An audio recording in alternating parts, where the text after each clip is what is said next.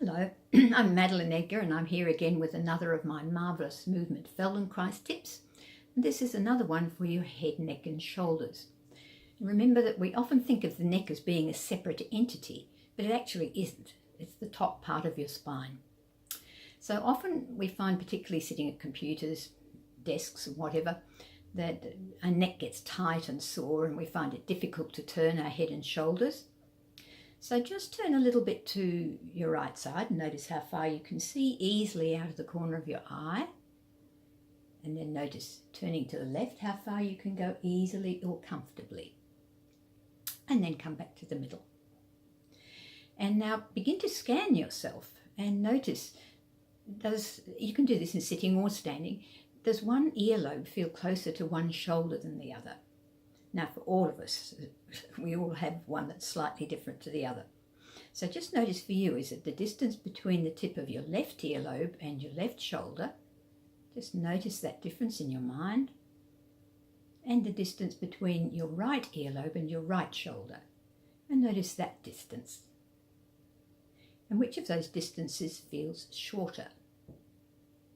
Okay, so if you get a tight sore neck, especially through these muscles here, the big trapezius muscles, which often can give you a headache as well, instead of trying to stretch them away from each other, we're going to go along with what your brain already wants to do.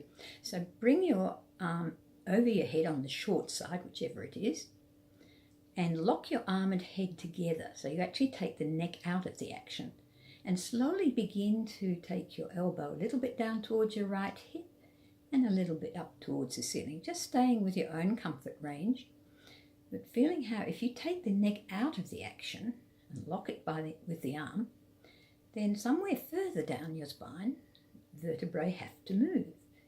And each vertebra has to do all the different movements that the vertebrae are capable of. And quite often when you have a stiff neck, it's because the middle part of your back doesn't move very well. So just go along with that and begin to scan yourself as you're doing it, feeling what parts of your skeleton are joining in. When do the ribs close? When do they open? Are there some places there in your spine that feel like they're stuck together like a little block? Do you shift your weight on your buttocks at all? Just really go inside yourself and notice what your bones are doing. Several times. And each time you do it, you might notice something different or bring in a different part of yourself. So then take your arm off your head, bring the arm up again, the other arm now, and lock your head and arm together again and begin to take the elbow down towards the floor, up towards the ceiling, and feel how different it is on this side. It might be easier for you, it might be harder, but it will certainly be different. So how much of your skeleton is involved on this side, and is it easier to go up or is it easier to go down? Keep asking yourself questions. How much of your skeleton is involved? Again, are there any places where your vertebrae feel like they're stuck together a little bit?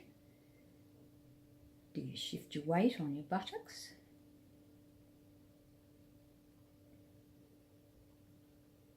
Okay. And when you've had enough, slowly bring your arm down again and rest. And just sit there for a moment and notice how you're sitting on your buttocks now, how you feel your spine supporting your head. And check again the distance between the right earlobe and the right shoulder, the left earlobe and the left shoulder, and notice has anything changed? Does anything feel different? And then slowly begin to look around you and notice whether when you turn now, you actually can see a little bit further. Or maybe it's easier to one side than it was before. Whatever you notice is valid for you. It's your own experience, your own learning. So if you'd like to know more about Marvellous Movement, you can go to my marvellousmovement.com website to see about my simple, easy to do workbooks. And thank you and enjoy. Bye.